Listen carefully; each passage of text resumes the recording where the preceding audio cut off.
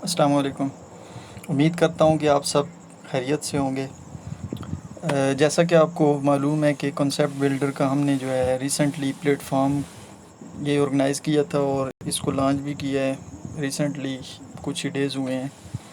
अच्छा, बहुत से लोगों के कमेंट्स, बहुत से मेंबर ने थैंक यू वेरी मच सबसे पहले तो कि आपने हमारे कमेंट्स दिए, हमें बताया, फीडबैक दिया कि भाई हम कैसा काम कर रहे हैं। तो इसी की बिना पर मैंने अभी 31 लेक्चर ऑफ साइकोलॉजी को जो है मेन पॉइंट्स लिखे हैं ताकि आपको जो है ना हेल्प मिल सके। अच्छा, टाइम वेस्ट किए बगैर सबसे पहले चैप्टर 30 हेनरी मरेज पर्सनालॉजी। अच्छा जी, हेनरी मरे इन्होंने जो है अपनी जो थ्योरी दी थी पर्सनैलिटी के ऊपर, उसमें जो सबसे पहले एक वर्ड है पर्सनालॉजी, उसको हमने एक्सप्लेन किया है बिल्कुल आसान करके आपके लिए। पर्सनालॉजी इज़ टर्न लिखा गया है, term within personality psychology created by Henry. It is an idiographic. इस पूरी डेफिनेशन में जो मेन चीज़ें वो बता रहा है, वो बता रहा है दो चीज़ें। एक बता रहा है वो साइकोलॉजिकल नीड्स एंड दूसरी चीज़ बता रहा है प्रेसेस। अभी मैं आपको थोड़ा सा आगे चल के इन दोनों के बारे में जो है ना बड़ी अच्छी तरीके से आपको बता दूंगा कि पर्सनालॉजी में ये दो चीज़ें मतलब बहुत इंपॉर्टेंट रोल है मरे के मुताबिक। आपने इन दोनों चीज़ों को माइंड में रखना है, नीड और प्रेस को। उसके बाद है ये डेफिनेशन ऑफ पर्सनैलिटी। मरे के मुताबिक पर्सनैलिटी तीन चीज़ों का नाम है, motives, presses and needs.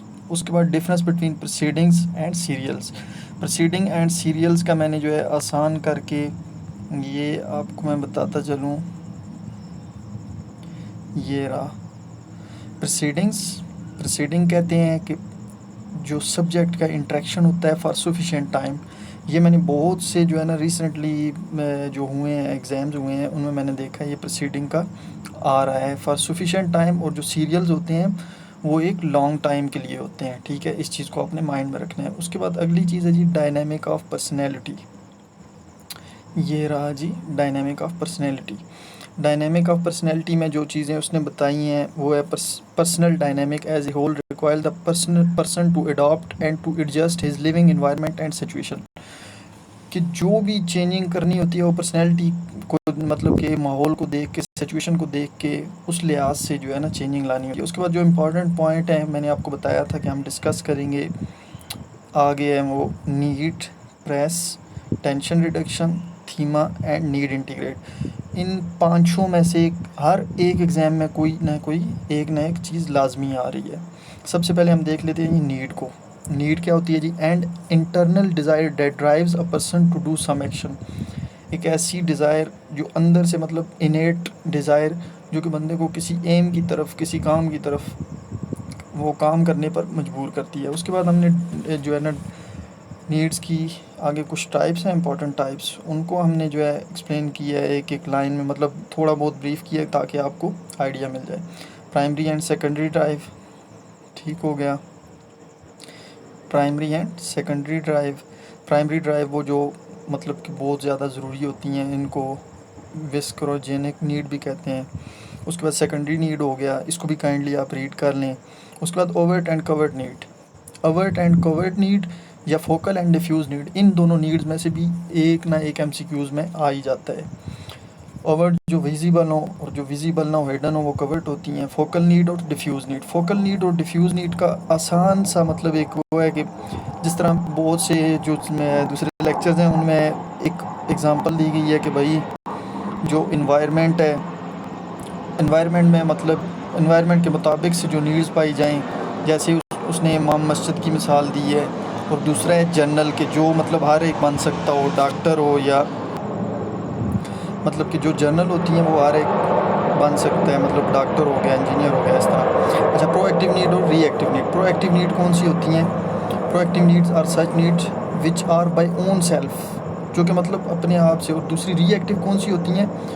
Proactive जो अपना बंदा खुद जो है ना अपने अंदर से उजागर करे। और जो रिएक्टिव होती हैं वो किसी की मोटिवेशन या किसी के रिएक्शन से होती हैं। उसके बाद प्रोसेस एक्टिविटी जो होती है एक डेवलपमेंटल एंड स्पेसिफिकेशन प्रोसेस होता है। ये मैंने बहुत मतलब कि ये आपके लिए एक्सप्लेन किया हुआ है इधर। प्रोसेस एक्टिविटी ये रहा, ये जो है ना डेवलपमेंटल प्रोसेस होता है फ्रॉम चाइल्डहुड से। उसके बाद मॉडल नीड्स होती हैं, उसके बाद जी इफ़ेक्ट्स। मॉडल नीड जो आपकी स्किल्स होती हैं, आप स्किल्स को यूज़ करके उनका एक इफेक्टिव रिजल्ट निकालते हो तो वो बन जाता है इफ़ेक्टिव नीड्स। उसके बाद है लेवल ऑफ एनालिसिस। इस चीज़ को भी आपने लाजमी देखना है। लेवल ऑफ एनालिसिस में दो चीज़ें जो मैंने एक्सप्लेन की हैं, एम और नीड को लेके, नीड एंड एम, ये आपने अच्छे से देख लेनी है। उसके बाद एक चीज़ है कैथेक्सिस। कैथेक्सिस की मैंने जो है ना बड़ी आसान सी डेफिनेशन लिखी है आपके लिए, a process in which a person express his emotion somewhere. मतलब जो अपने इमोशंस को किसी जगह पर लगाता है, यूज़ करता है, तो ये कैथेक्सिस होता है फ्राइड के मुताबिक। और ये हमारी, ये ऊपर एक मैंने बड़ा इंपॉर्टेंट पॉइंट लिखा है आपके लिए, ये मैं हाईलाइट कर देता हूँ, ठीक है। Murray also employed Freud concept of cathexis. अच्छा जी, हमारा ये चैप्टर हो गया जी ख़त्म।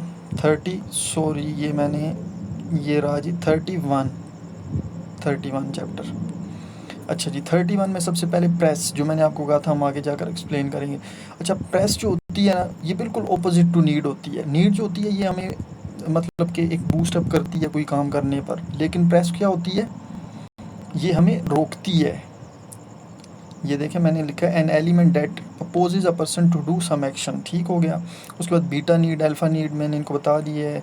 टेंशन और रिडक्शन, टेंशन रिडक्शन में क्या होता है जी, टेंशन रिडक्शन में बेसिकली दो चीज़ें होती हैं, नीड एंड सेटिस्फेक्शन। अगर आपको किसी की वजह से टेंशन हो रही है ना, तो आपको नीड होगी, मतलब किस चीज़ की ज़रूरत होगी, जब सेटिस्फेक्शन होगी तो जब तब ही टेंशन रिड्यूस होगी।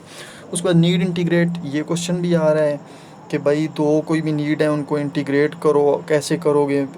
फॉर एग्ज़ाम्पल एक प्राइमरी नीड, सेकेंडरी नीड, मेरी जो एक फ़र्स्ट मैंने जो वीडियो बनाई थी ना, जो मतलब कि रिसेंट आ रहा है एग्ज़ाम में, जो भी इससे पहले, तो मैं लिंक जो है ना इसमें डाल देता हूँ डिस्क्रिप्शन में, काइंडली वो आप देख लें, क्योंकि उसमें नीड इंटीग्रेट को मैंने सही अच्छे से एक्सप्लेन किया हुआ है, ठीक है। उसके बाद वेक्टर वैल्यू स्कीम और जेनेटिक मैच्योरेशनल डिटर्मिनेंट्स, ये आप काइंडली हैंड आउट से देख लें। उसके बाद एक चीज़ है यूनिकनेस, ये रही जी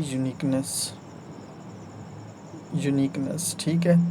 इसको आपने देख लेना है कि यूनिकनेस, उसने कहा है कि ऐसी क्वालिटी या ऐसी चीज़ जो कि मतलब हर एक के अंदर ना हो, किसी बंदे के बिहेवियर में कोई एक ख़ास चीज़ हो। उसके बाद लर्निंग होती है। लर्निंग जो है ना एक ऐसा प्रोसेस है जिससे आप चीज़ें जो है ना, नॉलेज, बिहेवियर, स्किल्स लर्न करते हो। उसके बाद है सोशलाइजेशन प्रोसेस। सोशलाइजेशन प्रोसेस ऐसा प्रोसेस जिसमें बंदा जो है ज़िंदगी गुजारता है, लेकिन उसमें वो नॉर्म्स, कस्टम, कल्चर्स, इन चीज़ों से सीखता है। इसके साथ मैंने इसकी एग्जांपल भी दी है, ये भी आपने देख लेनी है। अच्छा जी, तो गाइस, अच्छा जी, हमारा ये हो गया जी चैप्टर ख़त्म, 30 और 31। अच्छा, आपका बहुत बहुत शुक्रिया, होप सो कि आपको समझ आ गई होगी। अगर नहीं कोई चीज़ समझ आती तो आप कमेंट बॉक्स में बताएं, मैं इंशाल्लाह आपको समझाऊंगा। और कमेंट बॉक्स में लाजमी बताएं कि आपको जो है ना आगे 32, 33 मतलब फर्दर ऑन चैप्टर्स चाहिए या नहीं चाहिए।